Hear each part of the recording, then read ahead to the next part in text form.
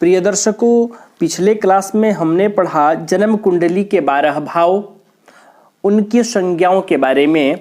आज हमारी चर्चा जन्म कुंडली के प्रकार को लेकर होगी और हम समझेंगे कि जन्म कुंडली के कितने प्रकार हैं। उन प्रकारों में से कुछ प्रकार यहाँ दिए हुए हैं, तो आज हम केवल इन्हीं के बारे में बात करेंगे।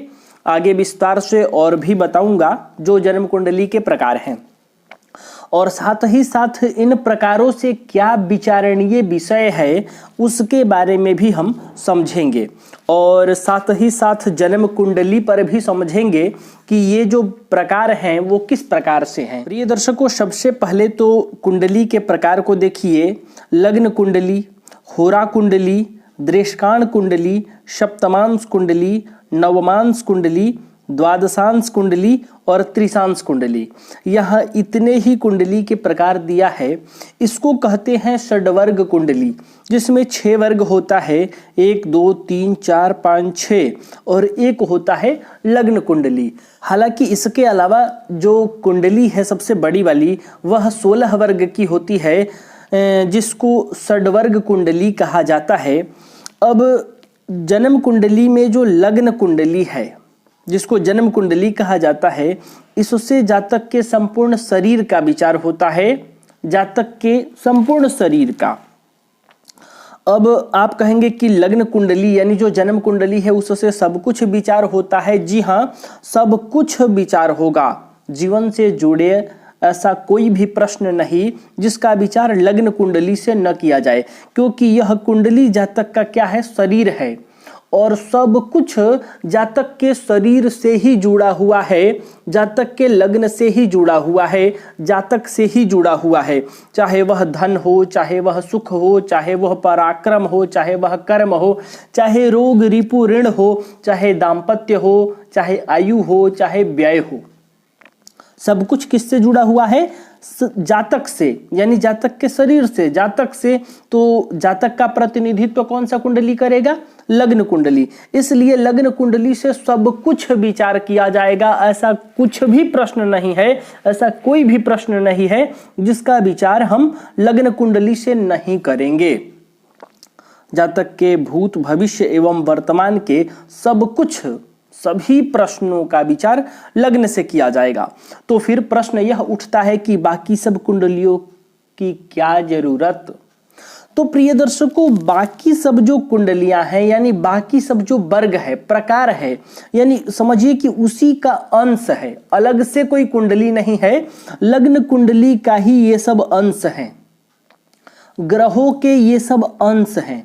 तो इनकी आवश्यकता क्यों पड़ी, तो किसी विषय को समझने के लिए जैसे अलग से हर एक विषय का एक अलग विशेषज्ञ होता है, जानकार होता है, विशेष जानकार होता है, उसी प्रकार से लग्न कुंडली के अंतर्गत जो कुछ महत्वपूर्ण प्रश्न हैं, या आप ये कहें कि जो महत्वपूर्ण विभाग है, जो महत्वपूर्ण क्षेत्र है, उस क्षेत्र को और बृहद रूप से समझने के लिए इन सब कुंडलियों की आवश्यकता पड़ी, इन सब कुंडलियों का निर्माण हुआ। उसमें है होरा, सबसे पहले मिलेगा आपको। अभी मैं कुंडली पर समझाऊंगा, कुंडली पर आपको दिखाऊंगा। उसमें है, सबसे पहले आया होरा। होरा से क्या विचार करेंगे, तो धन संपत्ति। अब देखिए, लग्न कुंडली के दूसरे भाव से भी जातक के धन संपत्ति का विचार होगा, और जब आप होरा कुंडली का अध्ययन करेंगे तो होरा कुंडली से जातक के धन संपत्ति का बृहद रूप से विचार होगा। आइए सबसे पहले चलते हैं, हम यहाँ देखते चलते हैं। देखिए, यहाँ आपको मिलेगा बर्थ चार्ट, जन्म कुंडली। इस वाले चक्र में जो भरा जाता है ये जन्म कुंडली भरा जाता है। इसी जन्म कुंडली का ये जो दूसरा भाव होता है, इस भाव से जातक के धन का विचार होता है। लेकिन जब हम होरा चक्र को देखेंगे तो होरा चक्र ही केवल धन संपत्ति से संबंधित जानकारियों के लिए है। इसके बाद दृष्काण कुंडली। दृष्काण से हमें क्या विचार किया जाएगा, दृष्काण से हम विचार करेंगे भ्रातृ सुख का।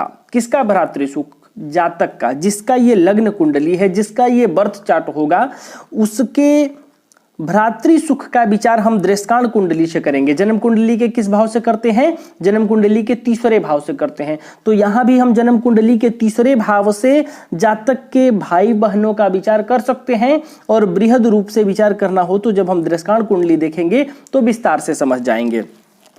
सप्तमांश कुंडली से हम जातक के संतान का विचार करते हैं। जन्म कुंडली का 5वां भाव होता है, ये वाला भाव होता है जातक के संतान का। बृहद रूप से हम संतान का विचार सप्तमांश से करेंगे। इसी प्रकार से नौमांश कुंडली स्त्री सुख का होता है। आपने देखा होगा कुंडली का 7वां भाव जो है, इस भाव से विचार करते हुए पति पत्नी का, दाम्पत्य का। तो जन्म कुंडली का जो 7वां भाव है ये है दाम्पत्य का, और जो कुंडली का अलग एक प्रकार है नौमांश कुंडली, इससे स्त्री सुख का विचार किया जाता है। तो आप इसको ऐसा समझिए कि जन्म कुंडली का जो 7वां भाव है, इस भाव का प्रतिनिधित्व केवल नौमांश कुंडली करेगा।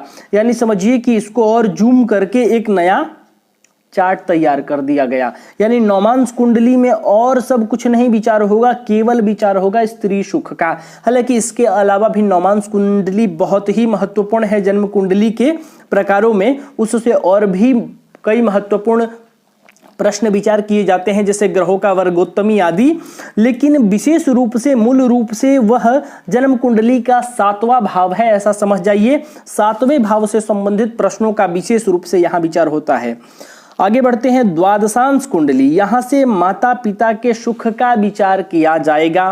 त्रिशांश कुंडली कामनाएं हैं और विशेषकर कष्ट की बातें यहां से विचार की जाती हैं त्रिशांश कुंडली से। ये षड्वर्ग है, 6 प्रकार की कुंडली है। इसके अलावा भी बहुत सारी कुंडलियां होती हैं। अब आइए समझिए, यहां ये जो है बर्थ चार्ट है, जन्म कुंडली है। जन्म कुंडली के अलावा इसके बाद हम चंद्र कुंडली का निर्माण करते हैं। यानी जन्म कुंडली में चंद्रमा जिस राशि पर बैठे होते हैं, आपको भाव नहीं देखना है, राशि देखना है। जिस राशि पर होते हैं वह राशि यहां लिखी जाती है चंद्र कुंडली के लग्न में, और ग्रह यथावत भर दिए जाते हैं, चंद्र कुंडली का निर्माण हो जाता है। आगे यहां सूर्यादि ग्रह स्पष्ट है। द्वादश भाव है, इसके बारे में हम आगे समझेंगे। ये चलित भाव है, ये कितना महत्वपूर्ण है हम आगे इस पर बात करेंगे। अब यहां देखिए, सबसे पहले आज का जो हमारा प्रश्न है, होरा चक्रम। होरा धन संपत्ति का विचार होता है। तो ये हो गया, ये वाला जो चार्ट है जन्म कुंडली का दूसरा भाव है, ऐसा समझ लीजिए। दूसरे भाव से संबंधित विषयों को यहां विस्तार से समझने के लिए इस चक्र का निर्माण होता है। होरा के बाद दृष्काण है। आगे चलते हैं। होरा के बाद यहां आपको मिलेगा दृष्काण चक्रम। ये दृष्काण है जिससे भ्रातृ सुख का विचार होता है। सप्तमांश है ये वाला, जिससे संतान सुख का विचार होता है। इसके आगे नौमांश चक्र है जिससे स्त्री सुख का विचार होता है। ये द्वादशांश होता है, द्वादशांश से माता पिता के सुख का विचार होता है। और ये त्रिशांश है। त्रिशांश यानी कामनाएं, जहां और यहां विशेषकर कष्ट की बातों का बृहद रूप से विचार किया जाता है। इसके अलावा भी कुंडली में ग्रह मैत्री वगैरह होता है, इसके बारे में मैं आगे आपको बताऊंगा, और इनके बारे में भी श्लोकवत आगे मैं विस्तार से चर्चा करूंगा। तो प्रिय दर्शकों, ये था जो षड्वर्ग है। ये कुंडली जो है वो 6 प्रकार की वर्गों वाली कुंडली है, जिसको षड्वर्गीय कुंडली कहते हैं। इसके अलावा भी बृहद जो कुंडली होती है वो 16 वर्ग की भी होती है, जिसमें 16 वर्ग दिए रहते हैं। जैसे ये 6 दिख रहा है ना, वैसे 16 वर्ग दिए होते हैं, और उनसे भी महत्वपूर्ण बातों का विचार किया जाता है। तो प्रिय दर्शकों, मैं उम्मीद करता हूं कि आज का विषय आपको समझ में आ गया होगा। तो प्रिय दर्शकों, आज के लिए बस इतना ही, और आप हमारे साथ जुड़े रहिए। मैं आपको कोशिश करूंगा कि पुस्तक से बृहद रूप से समझाऊं, बृहद रूप से बताऊं, ताकि आपके मन में किसी भी प्रकार से कोई डाउट न रह जाए। तब तक के लिए हमें अनुमति दीजिए। नमस्कार।